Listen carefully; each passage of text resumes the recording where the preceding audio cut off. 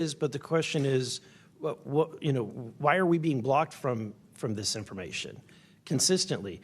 I want to ask this just question. How in the world, this is the document, I want to enter this in for the record if it hasn't already been entered, Madam Chair. The document that you provided on thread 3, this is a huge file. How in the world did you smuggle this out of Russia? Carefully. In your socks? I don't think I want to be really specific about it because I might have to go back there and get some more sometime. Although, okay. No, that'd be crazy to do that. Well, I took the top pages off that were stamped with a security signature, and I carried them out on my person. But the rest of them I just threw in my suitcase and threw some caviar in there as a distraction as well, and hoped for the best. Otherwise, I'd be a citizen of Siberia right now. And you had you reported James Lakatsky came to you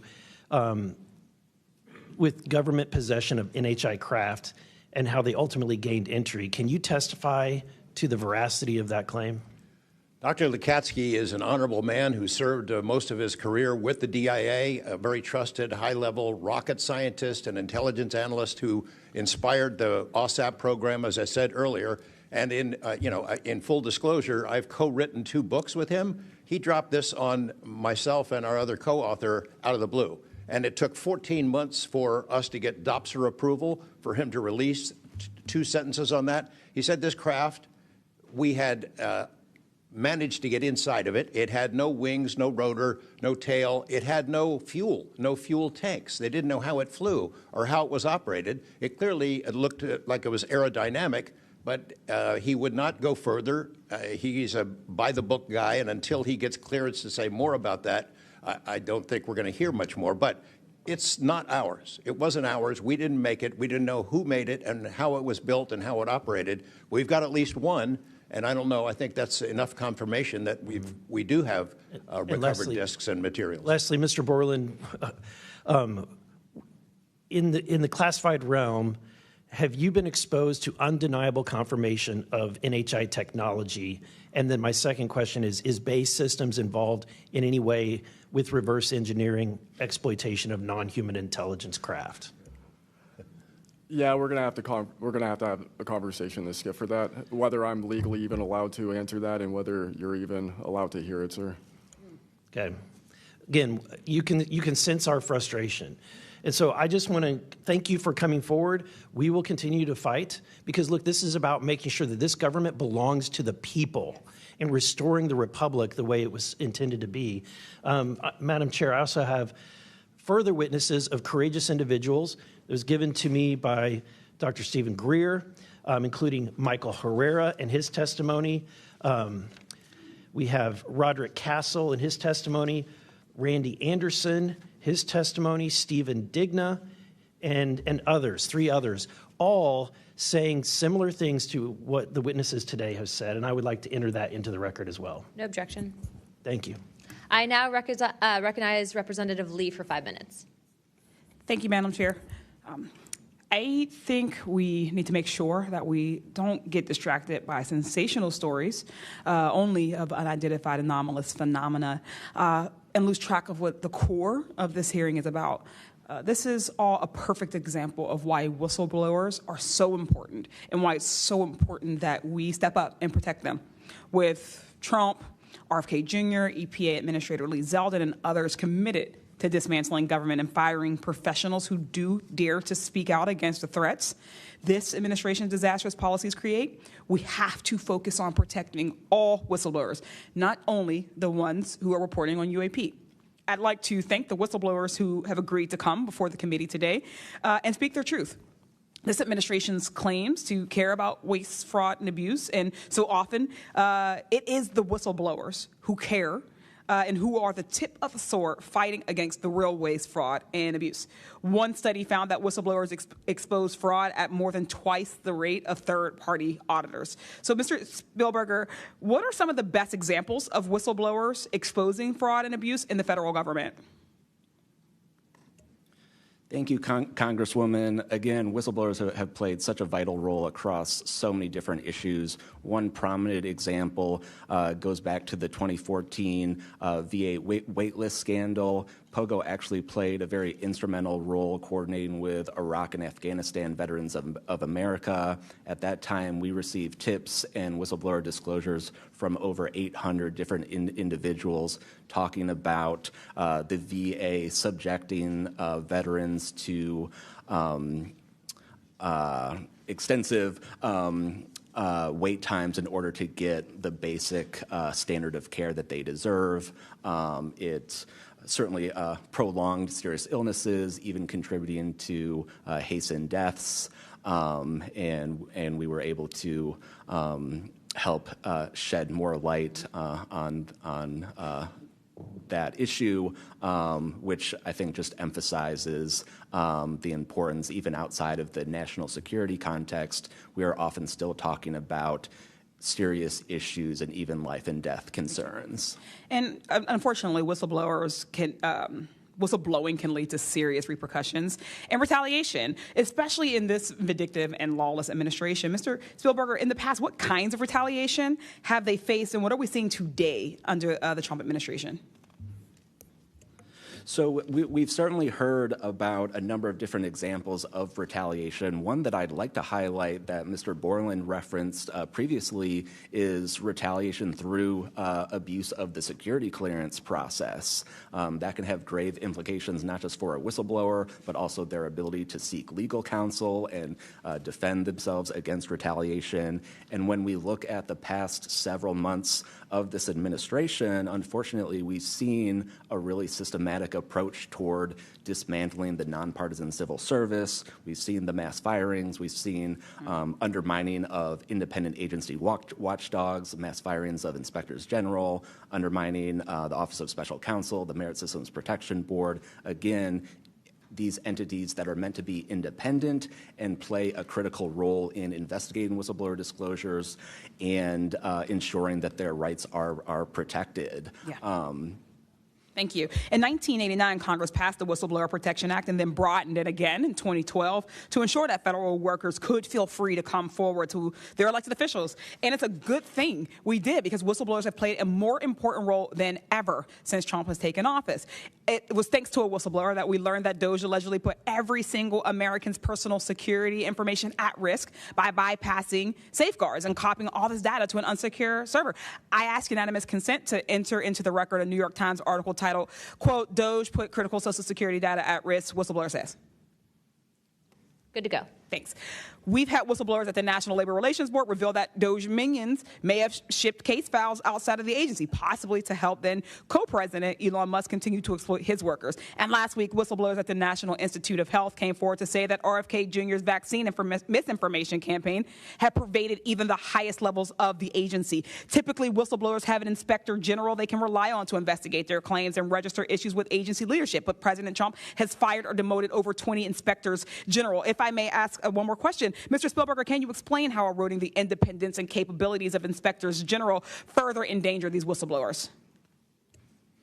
Absolutely. So again, whistleblowers already face incredibly great challenges in coming forward under normal circumstances. And when we erode these entities that are expected and required to enforce whistleblower protections, fairly investigate their disclosures, it calls into question the integrity of their investigations and findings, whether they'll take whistleblowers seriously when they come forward, and whether we can trust that they will use their authority to enforce the protections of whistleblowers who do come forward, essentially whether they will continue in their role as an independent watchdog or basically become a lapdog for a current or future president.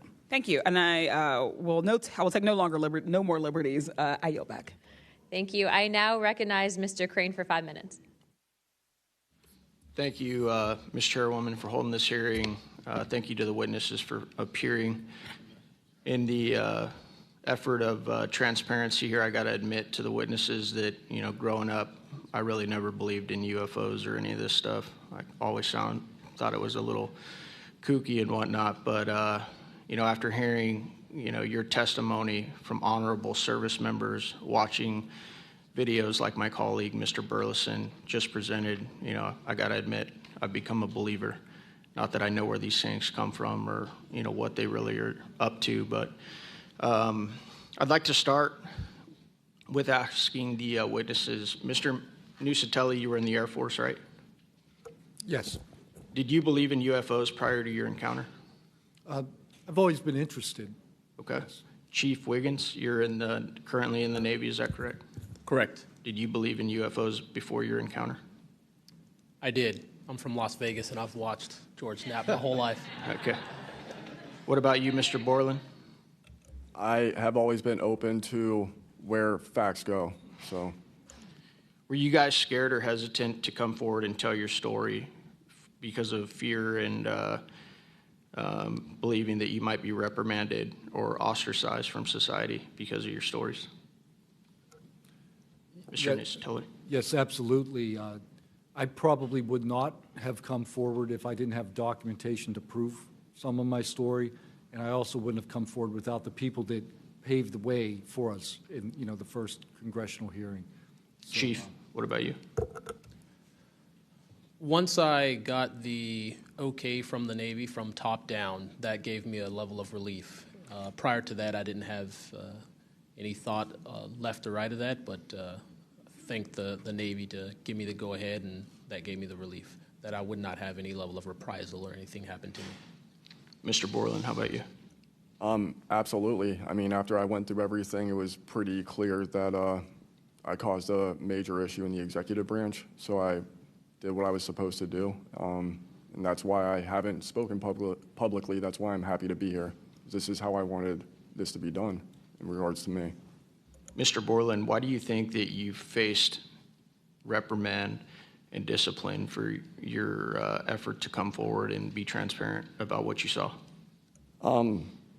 About what I saw is the reason why I got into what I know and has been disclosed to Aero and the IG, and I think that information, well, it was labeled an extremely sensitive national security issue. Thank you. Mr. Knapp, I've watched many of your videos on Joe Rogan and other places. One of the big questions, I think, for many of us is why do you believe that the federal government refuses to be transparent about this issue? I think there's probably multiple reasons. At the start, when these things first started invading our skies in large numbers, we were scared. It was right after World War II, and we didn't know what they were, and they didn't want to panic the public, and that was probably a good call. Over time, I think the lying sort of became institutionalized, Flights over Washington, D.C. in 1952, they're seen, they're captured on radar, jets are chased after these objects, and then we get an explanation it was a temperature inversion. And those kind of lies have been told for a long time. What was told to me by an investigator from Congress, a guy named Richard D'Amato, who was sent after this story by Robert Byrd and Harry Reid, he came out to Nevada, tried to get into Area 51, did get in there, looked around, talked to people, trying to get to the bottom of it. He believed that this program, reverse engineering, et cetera, was had been moved inside these corporations. And he said, when this comes out, people are going to go to prison. And he meant people who were basically misusing legitimate national security funds, tens of billions of dollars, in order to keep this cover-up going. I also believe there's a legitimate reason for the cover-up in that there is undeniable connection of national security involved in this technology. If we are racing for it to master that technology against the Russians and the Chinese, which is what I have been told by Senator Reid and many others, then it is a race that's critical to our survival. There could be a form of disclosure, I think. Yes, it's real, it's from somewhere else, without revealing all the details that would allow someone else to have an advantage in the race for this technology. Thank you. Finally, I'd like to enter into the testimony a letter I sent to the DOD regarding the case of Major David Charles Grush, a UAP whistleblower who's been extremely helpful to this committee. Unfortunately, due to his participation in the disclosure of UAP, he suffered reprisal like the removal of his clearance, denial of promotion, and loss of medical retirement. I wrote the DOD on July 24th, 2025, on behalf of Major Grush, and I'm still waiting for a reply. I appreciate any help the committee can offer to get a response. Thank you. I yield back. Without objection, we'll be following up with the DOD after this hearing. Thank you, Representative Crane. I'd next like to recognize Representative Gill for 5 minutes. Thank you, Chairwoman Luna, for holding this hearing, and I'd like to yield a minute of my time to you. Perfect. My first question is to Mr. Knapp. Mr. Knapp, how do we know that the files that you obtained from the former Soviet government are not BS and just given to you as a disinformation campaign against the U.S. government? Yeah, it's a good question. So I shared some of them with the Senate Intelligence Committee when I first got back because that was requested by the Russians, who shared some of that information with me. Secondly, I gave all of that material to the DIA through BASS, the OSAP program. Sorry for the acronyms. Can you name names real quick? Sorry. At BASS or OSAP? Who did you give them to directly? I gave them to Robert Bigelow and to Jim Lukatsky. And they hired a whole team to go through them and retranslate them and analyze it, and they created a structure of how the UFO programs in the USSR and Russia were put together. They said they were real. The other person who said they were real is David Grush. Noted. Thank you. Representative Gill. Yep. And thank you. I'd like to yield the remainder of my time to Eric Burleson. Thank you, Representative Gill. Mr. Wiggins, Chief Wiggins, in your view, what mechanisms, such as internal protocols, witness debriefings, or cross-agency documentation, should be better established in order to ensure that such a credible sighting like the one that you have given are preserved and made available to oversight bodies like this? Thank you, sir. As a active duty Navy member, our mission is to carry out the ship's mission or the command's mission.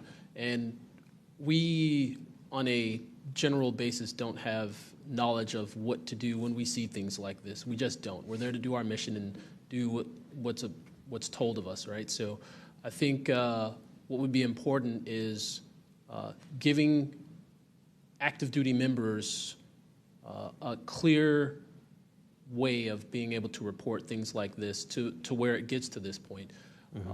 And ensuring that we have a standard level of understanding that there wouldn't be any level of reprisal or anything happening. Because, I've been in the Navy for almost 24 years, but what about the sailors that have been in for 2 years that experience things like this? They're not going to have the knowledge, or they'll probably be a little bit more fearful to speak up, being it that their career is just starting. Yeah, I want to commend you. You're the first witness to come forward that is currently serving, and it's recognized. And so I thank you.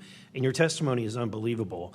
Let me ask this question: are you familiar with the Witness Protection Act that Representative Burchett has filed? I'm not too familiar, sir. Anyone on the committee familiar with it? It's fantastic. It's the language that we need. It's language that will protect whistleblowers from any kind of reprisal, and yet it's again and again blocked by this body in some way. Many times it's being blocked not by elected officials but by staff behind the scenes. And the other bill, the UAP Disclosure Act, which was filed last year, Senator Schumer, who I cannot believe that there's a topic that he and I agree on, but he and I agree on this topic. He has sponsored it in the Senate. He put it on the National Defense Authorization Act last year. Remarkably, I can't get it it was stripped out by the House last year, and I can't get it onto the bill leaving the House this year.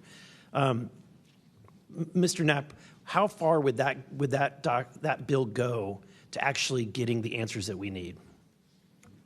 Pretty far. I think that they're still going to have roadblocks. The keepers of the secrets, the private companies that have been doing this job for intelligence agencies for a long time, are not going to cough it up. You'd have to force it out of them.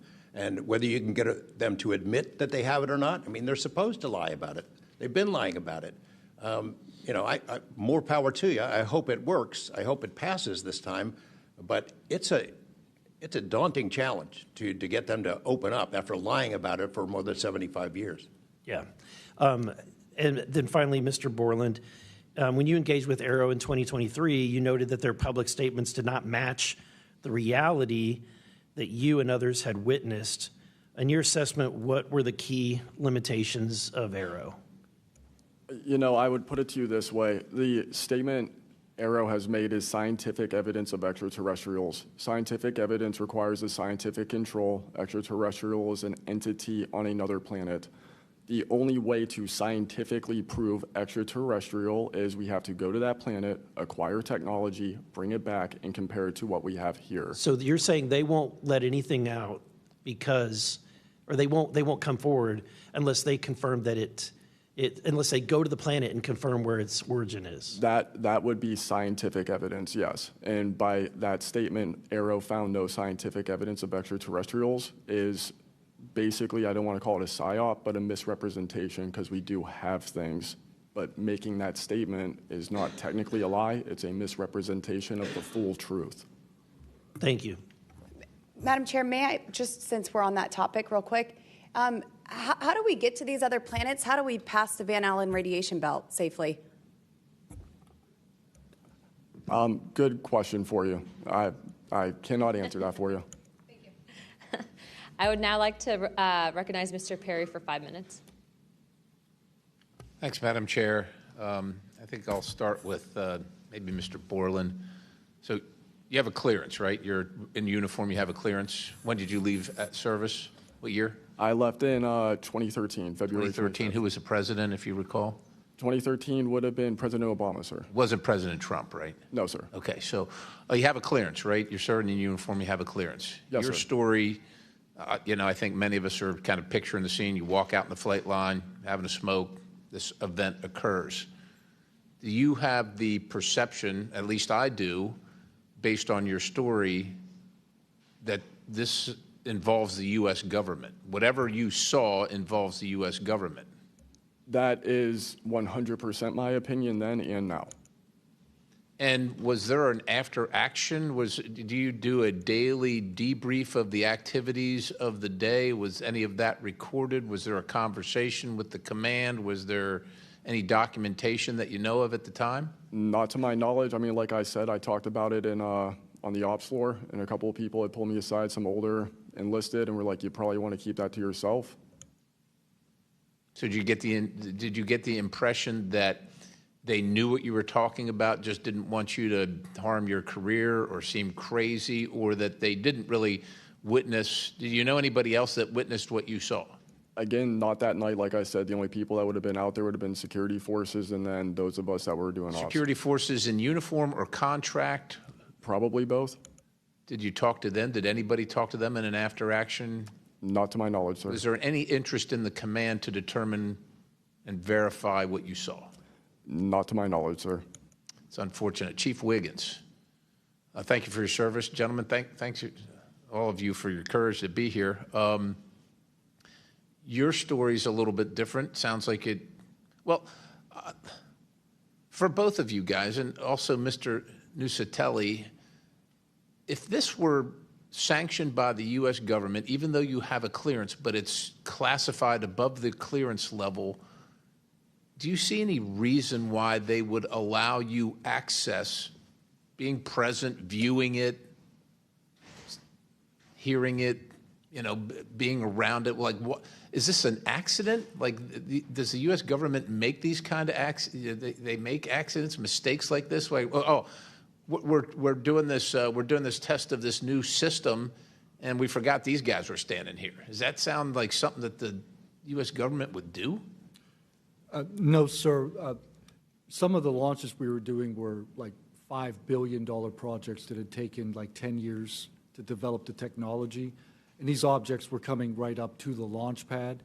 So any kind of mistake, I mean, it could cause a catastrophe. Right. So it's very confusing why these objects would be operating in and around our bases or during training exercises. So it would lend you to believe that the U.S. government had nothing to do with whatever it is you saw. Correct. They wouldn't want it there because it would potentially interrupt the proceedings at the time. Was there an after action? Was there a discussion by your command? Was there an investigation? It's pretty significant activities that you were involved in. Was there an investigation that you know of? We conducted investigations in real time. Right. And we document all the evidence. But as far as anything from higher up, I don't know if there was an investigation done. No information came down on what we should do. Were you ever interviewed at someone else's request? About that incident? Yeah, about the incident. I don't believe so.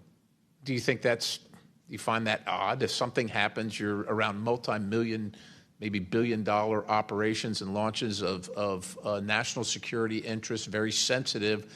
There's an anomaly in the operation. The only person witnessed it, saw a UAP at Vandenberg at that time frame, that was interviewed was the one that witnessed the thing land. Why wouldn't, well, I don't know why I'm asking you, but it seems to me that we would want to interview everybody associated, even not associated, to find out if they were associated. Chief Wiggins, how about you? Was there an investigation? Was there an after action? Was there documentation on the incident that you were privy to? No, sir, not that I know of.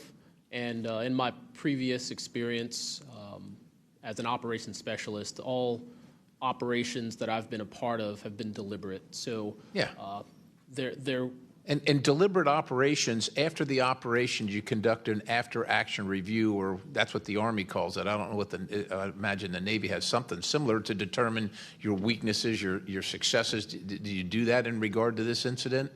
No, sir. The Navy calls it after-action reports, and not to my knowledge was there an after-action report of this incident, sir. It's unfortunate. Thank you, Chair. I yield. I now recognize Mr. Biggs for 5 minutes. Thank you, Madam Chair. Thank you to the witnesses for being here today. I'll tell you that today's testimony should alarm every American, no matter their views on UAPs. This isn't simply about UAPs. It's about government integrity, responsible use of taxpayer funds, and Congress's constitutional duty to oversee the executive branch. I've heard evidence of critical information hidden in special access programs, off limits to virtually every elected representative, and certainly to the public. Credible witnesses report retaliation for speaking out. These are clear attempts to silence those who are exposing the truth. We must protect the whistleblowers. And decades of government disinformation have eviscerated public trust. So this isn't a partisan matter. It's a constitutional matter. And when you talk about the VAs, Mr. Spielberger, and all the problems that they had, the hub of that was Phoenix. And they went after the whistleblowers there. And that was under the Obama administration. So it doesn't matter which administration, which party, both parties have got to come clean, particularly on this.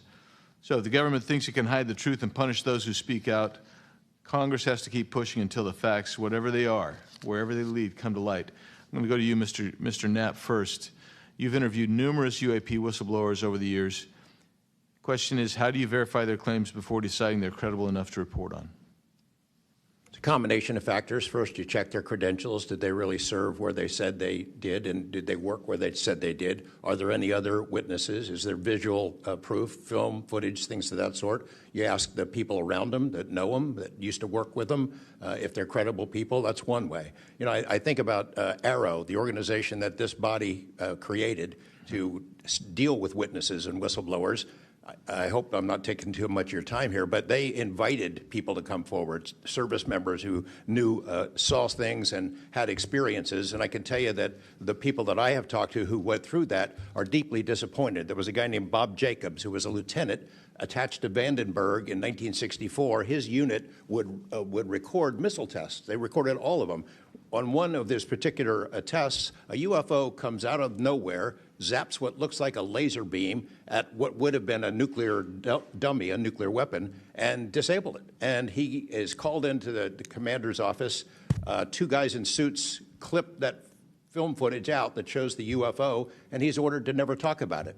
He comes forward to ARROW. He heeds the call, thinking he's doing his duty as an American to tell that story, and they completely dismissed him. They made up a story that they had tracked down the original footage, and there was nothing like that in it. Well, there was no original footage. It had been taken away the day the footage was recorded. He's deeply disappointed. People like Bob Salas, who had worked at a nuclear ICBM base, who saw UFOs flying over the base, and these missile silos were taken down. He went to ARROW, too, and was completely disregarded. It almost looks like ARROW operated as a counterintelligence operation to get people to come in, tell their stories, and then discredit all of them. I can't imagine that any whistleblower or witness will ever go to ARROW again because of what happened under the first director, who's now long gone, but still seems to act as the spokesperson for that organization. And I would say, Madam Chair, maybe at some point we need to really dig deep into Arrow, and I would encourage us. Oh, I'd be happy to send maybe a subpoena to Mr. Kilpatrick. That'd be fun. Mr. Nucatelli, you've testified that official Air Force records of the Red Square incident are now held by Arrow and the FBI. Has Congress or you been denied access to those records, and on what grounds would we be denied access, you or us? No, the records are unclassified, so okay. Provide them to.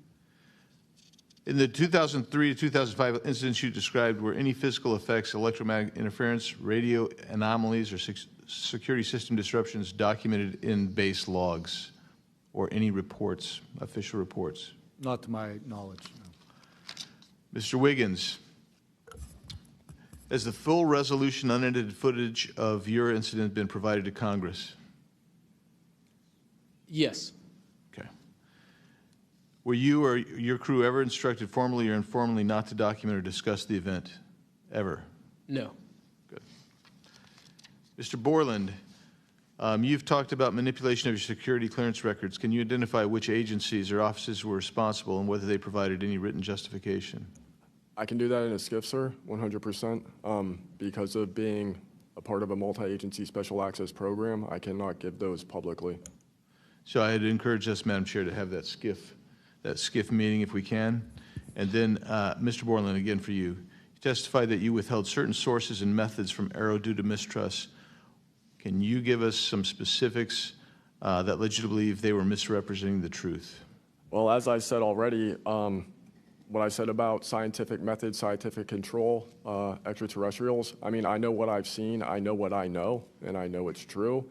So any agency that's going to go public and try and manipulate the public perception of this subject in such a way that it is negative when I know the truth about it is why I had extreme reservations with it, and also what I've been through and other whistleblowers and people in the know about this subject have been through. So, Madam Chair, thank you for letting me wave on. I think the key thing there you talked about was manipulation of message, manipulation of narrative. That is really the problem with this entire the system that we've seen since you've started these wonderful hearings, Madam Chair, and I thank you so much. Thank you, Representative Biggs. The chair would now like to recognize Mr. Begich for 5 minutes. Thank you, Madam Chair. First question, Mr. Borland, earlier today you mentioned that in a skiff you would be able to discuss whether a member of Congress is actually legally able to access certain information. Under what authority would a member of Congress be restricted from accessing information on this topic, even within a skiff? I would suggest reaching out to Director Gabbard and speaking with her about that. I'm hopeful that this goes back to the executive branch and who even has authority. Unfortunately, I can't give you a 100% solid answer because I don't even have that knowledge.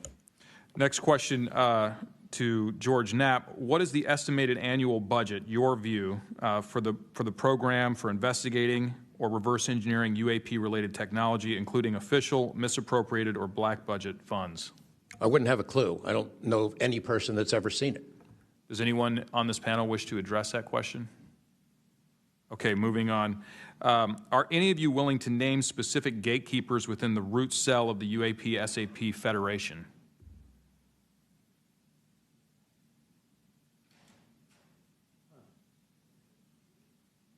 You mean specific people and contractors that have dealt with this and kept the secret? Specific individuals. Well, one of them was named Dr. James Ryder at Lockheed. But, you know, again, to emphasize, I don't fault these contractors for doing what they were asked to do by our government. They're supposed to lie if people ask about it. And the intelligence agencies who gave this stuff to them, CIA, I think primarily, told them to keep it quiet, and they've done that. And I suspect that they'd like an off-ramp, that they'd like some help with figuring out this technology at some point. And this is, again, available to anyone, is there a security classification guide for UAP or NHI?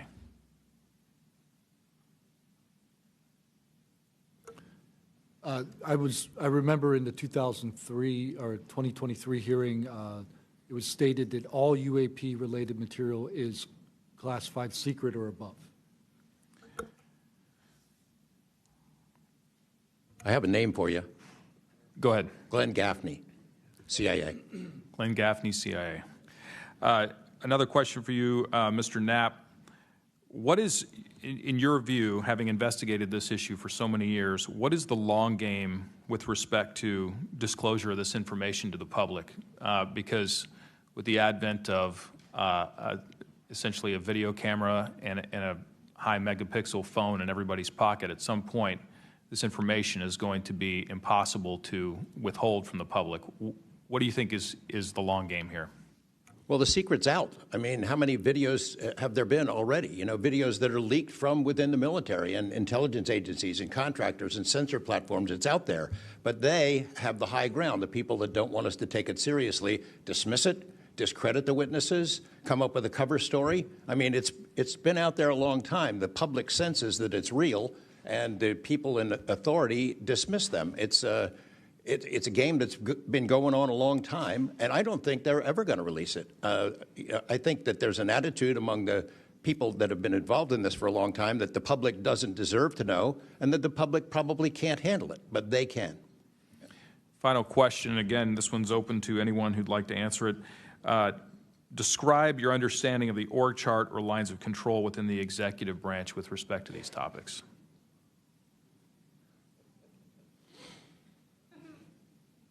And if you'd like to address that in a skiff, feel free to say so. That could work as long as I'm legally allowed to and you are legally allowed to receive it. I think these programs are in the executive branch, National Security Council, and over on that side. That seems to be what some of our witnesses have told us over the years. So you can, Congress can file all kinds of requests. The FOIAs can be filed with the Department of Defense, Department of War now, and they can honestly say, well, we don't have it, because they don't have it. Thank you. Is there anything in my remaining 30 seconds that you'd like to share on any of these questions that I've asked you today?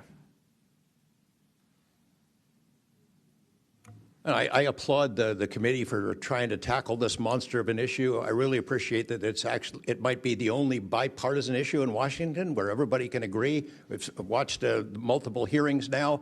Everyone is asking the same kind of questions, whether right or left, and honestly want the answers. And Chairman Luna, Chairwoman Luna, I appreciate your dedication to this, Tim Burchett and the other members, for sticking with it, because it's come up in Congress before, and they had hearings, and then they dropped it for 50 years. So it's going to take a lot of time to get to the bottom of this, and I applaud your commitment to getting to the truth.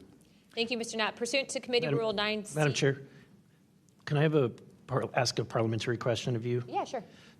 Does this subcommittee have the authority to do subpoenas? Task force. So the task force, to answer that question, has to do it through full committee.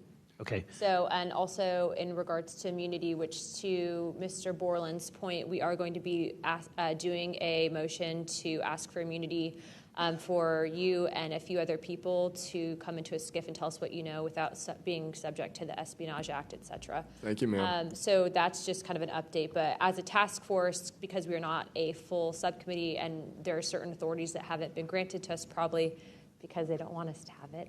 But there are ways to work around it, so we're kind of figuring that out. Pursuant to Committee Rule 9C, the majority and minority will have an additional 30 minutes each to ask questions of the witnesses without objection. So ordered. With that being said, if you guys want to jump in the queue, I know Representative Crane, Burleson, and likely Burchett have a few more questions. I'll just start out with two, and then I'll pass the buck to Burleson. Burchett, do you have anything? Yeah. Burchett and then Crane. Just real quick, Mr. Knapp, and short answers, please, because of time. How much of these alleged Russian crash retrieval documents have already been physically out there? So percentage-wise of the documents that you submitted to Congress, what was public already and what was not newly released? Maybe 1%. Okay, so the rest of it should be predominantly new information. Yep. Also, can you just elaborate real quick? I know you had, I think, mentioned a Thread 3 program, but also alleged in those documents, I got through maybe half of them last night. There's a lot, and I don't speak Russian, contrary to what my people might allege.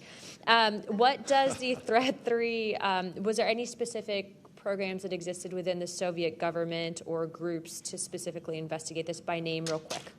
It's a number. There's a number in those documents I gave you. There was a larger program that actually had 3 sub-programs that was, Thread 3 was the name I got, and then the DIA guys who looked at it figured out there was a much larger organization. And it's listed in those documents? Yes. Okay, thank you. Real quick, I'd like to ask the committee to replay that video that Burleson had played earlier. I want to ask every witness here, specifically ones that have sensor training or have been able to recognize some of this movement real quick. So if you guys can please roll that real quick.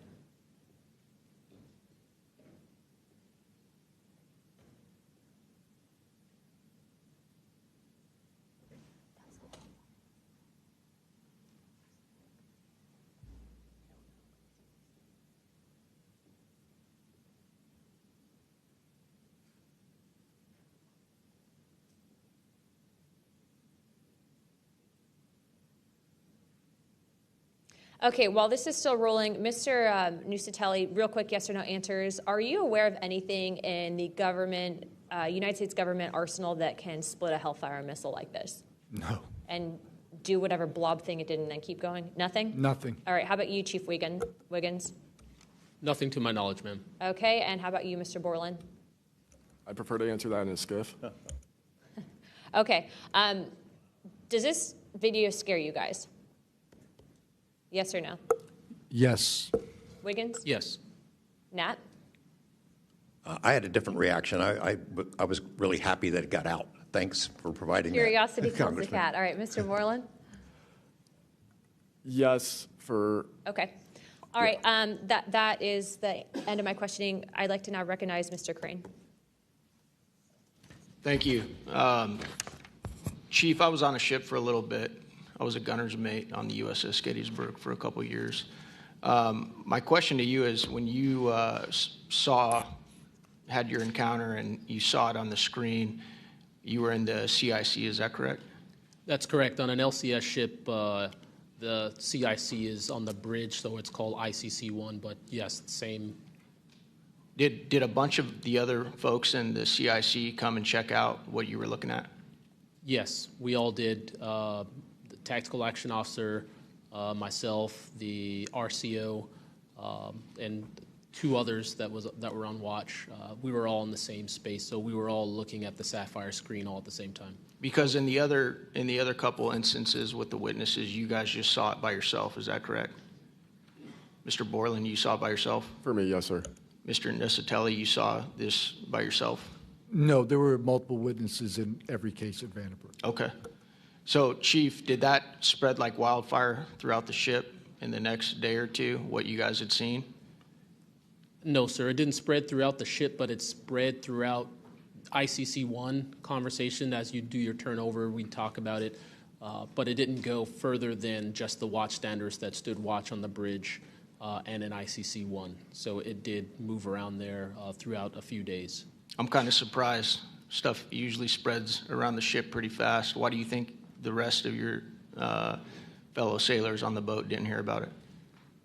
Potentially uninterest, possibly, with engineers or combat systems like yourself, don't make their way up to the bridge enough to get within sight of the circle of talk about the incident. Was it hard for you to get permission from the Navy to bring that video? I myself didn't bring the video. I just saw the video. When I saw the video, I got in touch with Admiral Gallaudet. That's how I wind up knowing about the video itself when I first talked to the Admiral.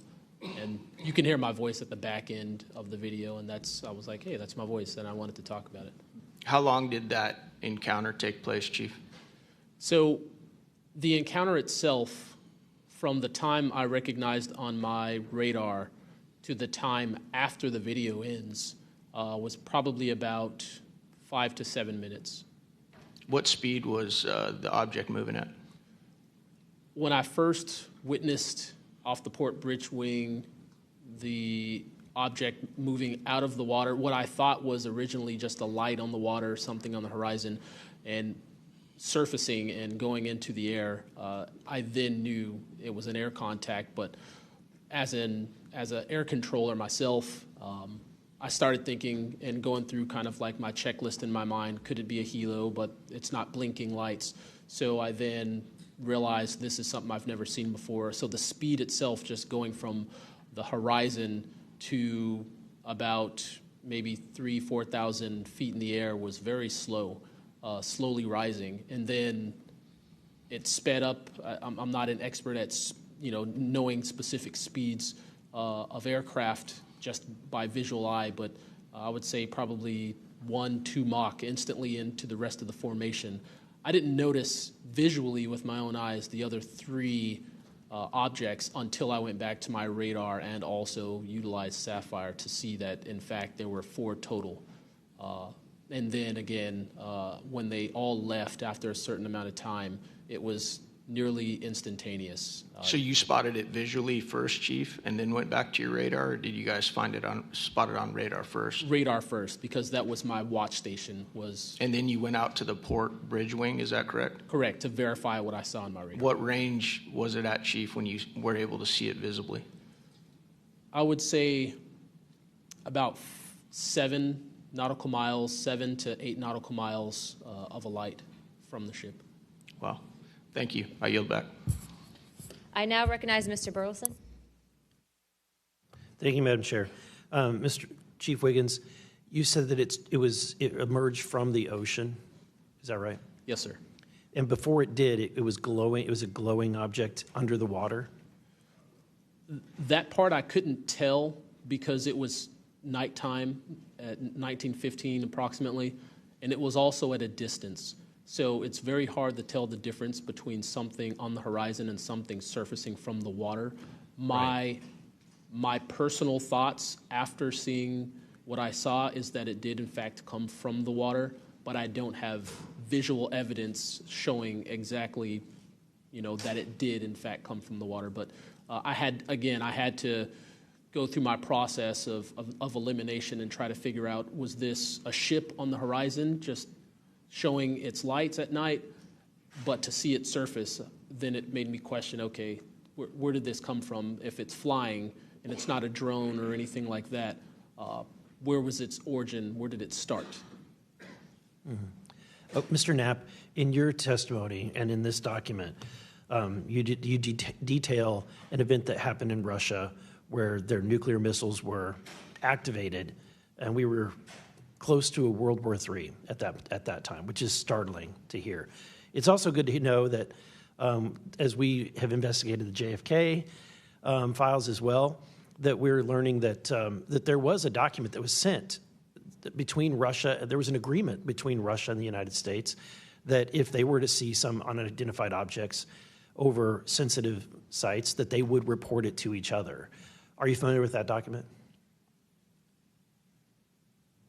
Yes, I'm also familiar with the rhetoric, public rhetoric between President Reagan and Gorbachev at the time, too, that they traded statements about, wouldn't it be something if we were threatened by something from way outside, how we might work together. I know for sure that they had conversations about it, and I know we did reach an agreement to try to lessen the possibility that us detecting a UFO or group of UFOs would not be mistaken for a bunch of Russian missiles. There were exchanges of that sort that went back and forth. Yeah, and I can imagine this is, to me, the validity of this document is underscored by the fact that Russia would not want this to be known. They absolutely would not want to know, the public to know, or the United States to know, that there was a vulnerability in their missile systems. Would you agree? Absolutely. And, and we had many similar incidents at our nuclear weapons facilities here that have all been sort of swept under the rug. But it's pretty scary when you take down 10 missile silos during tense times and you don't have a better explanation for it than it was a special test of security mechanisms or using EMPs, which is a preposterous explanation. Real quick, we're going to cut to Mr. Ogles. He just got back. So we're in a special kind of lightning round, so 5 minutes, and then we'll go back to our line of questioning. Thank you, Madam Chair. At this point, I think it's clear from the hearing that there's advanced technologies that are taking place in our airspace. You know, the question is, and I posed it in one of the previous hearings, is it ours, is it theirs, or is it otherworldly? There may not be a silver bullet at the moment, but when you look back through the hearing and the evidence that's been presented, if you're going to point the American people to one piece of evidence to start their journey on this topic, what would you suggest, sir? One piece of evidence, I would start with this hearing, in the first hearing. There is no evidence. But is there a specific, exactly, but is there a specific evidence or footage or document that you think lends extreme credibility to what we're discussing today? I would say this new video we're seeing today is exceptional evidence that we're dealing with something. With the kinetic? Yes. Mr. Wiggins? Sir, I'd have to say that if just the average person here in America looked at absolutely everything that has come across television, the internet, etc., you can't tell yourself that 100% of what's being recorded is fake or false. You have to, at some point, understand that there's something else out there. Well, I mean, and you bring an interesting point. You know, in the law enforcement community, anytime you're conducting an investigation, you're always looking at the totality of the circumstances. You're looking at all the evidence and how they piece together. And so that would be my, advice to the American people, that this is a journey that is just beginning from a congressional perspective, but you have decades of data, some of it not real, much of it is, but thanks to Chairwoman Luna, we're now presenting this to the American people. And I think this latest video from Mr. Burleson is something that should get everyone pause. When you see the 3 orbs that drop, was that in a defensive posture, or was that in an offensive posture? And what capabilities did those orbs have that we, quite frankly, may not have? Mr. Knapp? As I mentioned at the beginning of my remarks, what hooked me on the story was the paper trail, these documents that shouldn't exist. We've been told for decades, over and over, there's nothing to it. It's not a threat. You can go about your business. And then when FOIA becomes the law of the land, thousands of pages to the contrary leak out. There's a memo by General Nathan Twining in 1947 when the country was being overflown by dozens of UFOs, hundreds of UFOs, in which he said, look, this is not visionary or fictitious. It's real. These things are craft. They're not ours. They outperform anything we've got. I mean, if you follow the paper trail of documents that they wrote before the military got wise and realized that FOIA really exists and changed their tune and not put things in writing, it spells it out pretty clearly. I'll go refer back to Russia. One incident I did not mention to Representative Burleson is Colonel Sokolov in that Ministry of Defense program said there were 40 incidents where Russian warplanes were sent to intercept UFOs. And they were ordered to fire on them. And for the most part, the UFOs would zip away. 3 of the pilots, though, did fire at these things. Those 3 planes stalled out, crashed. 2 of those pilots died. And after that, the Russians changed the standing order. If you see a UFO, leave them alone. No country in the world wants to say and admit that these objects are flying around in our airspace, and there's nothing we can do about it. I mean, who wants to say that? The U.S. certainly doesn't, and the Russians didn't either. And I've got to be almost out of time, but Mr. Berlin, then you, sir, real quickly. Yeah, to be honest with you, I think Bob Lazar, and not for the reasons that most would talk about, mainly because Bob Lazar was immediately discredited. They said he never worked where he worked. They said he never did what he did. But yet Bob Lazar showed up with a bunch of friends and a video camera and was filming these test flights in the middle of the desert. So clearly he knew something. Madam Chairman, if I'm out of time, I yield back. Thank you very much, Representative Ogles. I'd like to go back now on our lightning round of questioning to Representative Burchett and then Burleson. Burchett, always number 1. As well I should be. Number 1 in your heart, number 435 on the chart. That's me. Dylan, knowing you testified to Arrow, are they obfuscating when they claim to have discovered no evidence of extraterrestrial beings, activity, or technology, and are they lying to the American public? As I said before, it's a manipulation of the public perception. The statement, scientific evidence of extraterrestrials, is a true statement. It is not the truth about what is happening and what we have. Would any of y'all like to comment on that further? Mr. Knapp, you're getting edgy. It's splitting hairs. No proof that they're extraterrestrials. What would that proof look like? A piece of kryptonite? What would it be? I mean, we could be talking about different forms of non-human intelligence. I think the dominant paradigm is that they come from outer space, somewhere else, and they have some way that they can cross those vast distances that we can't even imagine doing. But that's not necessarily the answer. So asking for proof of extraterrestrials might not be the answer at all. It's splitting hairs. We don't know where they're from. I don't know anyone who knows the answer for sure. They call them aliens just as a placekeeper kind of a word, but no one in all these programs who've studied this stuff for years, people with much bigger brains than mine, knows the answer for sure. I've talked to Navy folks that some of the deep sea areas, they think there might be something there, that they're here, and I don't know when they got here. Another point that needs to be made is every time, we say we're going to back engineer or whatever you want to call it, these craft, I always say, like, it'd be like if you took I ride motorcycles, but if you took like an Indian or a Harley to the people that came over here on the Mayflower, they'd see a bright, shiny object. They might polish it. They might get it started. I doubt they could. They couldn't work on it. They couldn't put fuel. They wouldn't be able to have the capability of putting fuel in it. I just think that's we're scratching at something that we don't have any knowledge of, and that's why it's just taken so dadgum long. But they do know, the first one that cracks that code, it's over. I mean, it's energy, it's power, it's everything. And I worry too that in the wrong hands that they do that, they keep it from the rest of us because they're so invested in whatever energy sources we have here that their billionaire buddies are going to profit, and they can't retool because they know once it's out on the internet, it's over. And so I think there's a lot of things going after, and I think that's why the move to discredit folks is so rapid too. I think they point to them and they put the dogs on them, and it disgusts me. There's a price to be paid for that too. The Russians and Chinese are trying to figure this out as well, but they don't have the same kind of stigma. They tell their best scientists and engineers, get in there and work on it. And they've been doing it for a very long time, might have a head start on us. Here, we don't have our best scientists and engineers working on it because they've been told it's nonsense. The stigma is very real for people like that. I agree. Yield back, Chair Lady. Thank you. I'd now like to recognize Representative Burleson. Mr. Nusatelli, when you heard the testimony of Mr. Knapp talking about these missiles were shut down or turned on in Russia, does that remind you, when you hear these stories, it's got to remind you of the event that happened on your base? Absolutely. There are many accounts of incursions of this type